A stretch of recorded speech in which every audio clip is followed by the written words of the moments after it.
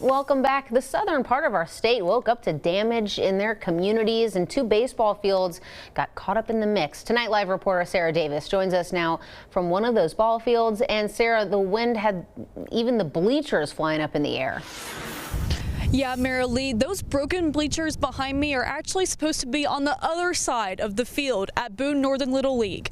The wind from last night picked them up and threw them across the middle here.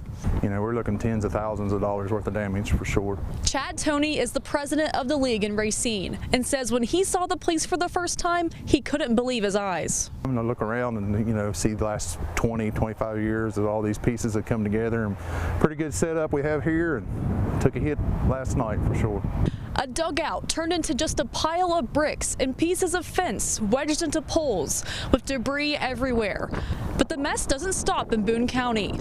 Volunteer Field in Cedar Grove also took a hit to its scoreboard, the wind ripping it from the ground. Parent Ashley Coleman said for their little community, it's just devastating. Up at Cedar Grove, you know, we don't have a lot as much as Charleston and down the other end of the valley has, so we put a lot of time and effort into making this field really nice, and we've gotten lots of compliments before about how nice our field is, and this, you know, losing the scoreboard is going to be a very big blow to our field. The questions coming from both of these programs tonight: how are we going to rebuild? What will next season look like now? For both of these small towns, sports is their lifeline, especially for the kids.